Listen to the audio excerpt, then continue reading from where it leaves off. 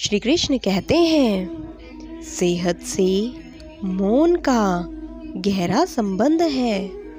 मौन से मानसिक शारीरिक शांति मिलती है। मौन से विचारों में एकाग्रता आती है और रचनात्मकता बढ़ती है।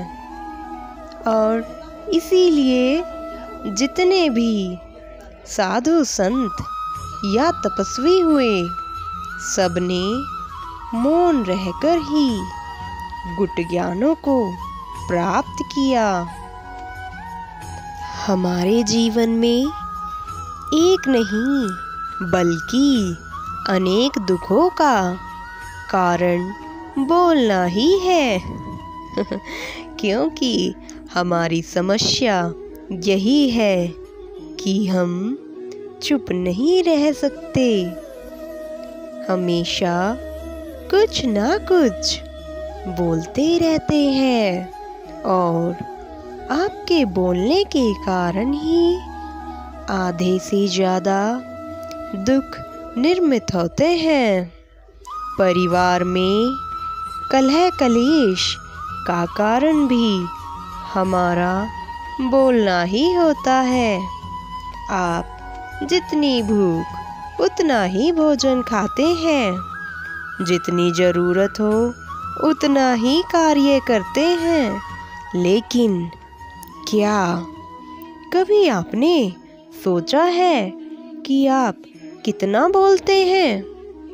क्या आप उतना ही बोलते हैं जितना आवश्यकता है, या अनावश्यक ही सारे दिन बोलते ही रहते हैं?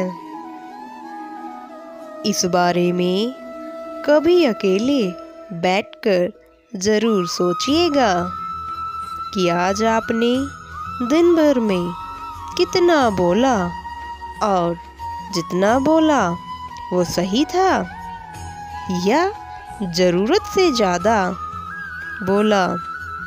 इनमें से कितनी बातें ज़रूरी थी और कितनी अनावश्यक थी।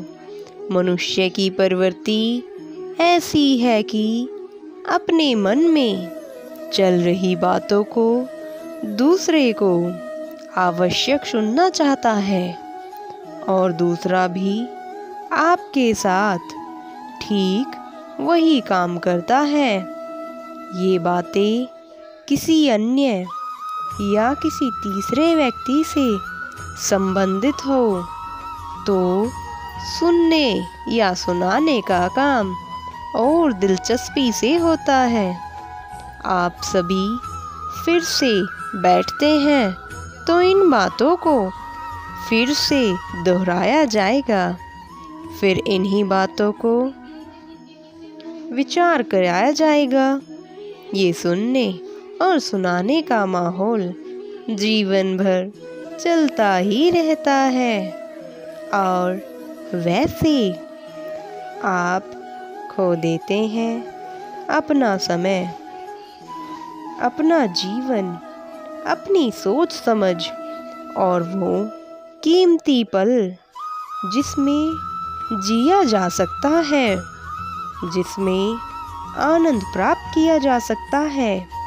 इसीलिए इस सुनने और सुनाने के माहौल से बाहर निकलिए। जब तक हम बाहर की ओर बोलते रहेंगे, हमारे भीतर अशांति रहेगी।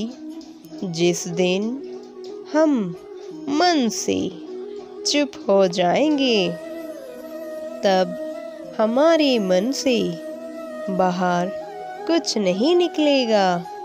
हम शांत ही रहेंगे और मन शांति का अनुभव करेगा। दुनिया में जितनी बुराई है, परिवार में कलेश है, पति पत्नी में झगड़े हैं, सब बोलने के कारण ही होते हैं। हम चुप रहना नहीं चाहते, हमेशा सुना देना चाहते हैं। व्यर्थ का बोलना ऊर्जा का नष्ट होना है, इसीलिए कम बोलना चाहिए और जितना भी बोले सोच विचार करके ही बोले। दोस्तों, इस वीडियो में बस इतना ही। मिलते हैं एक नई वीडियो के साथ। राधे राधे।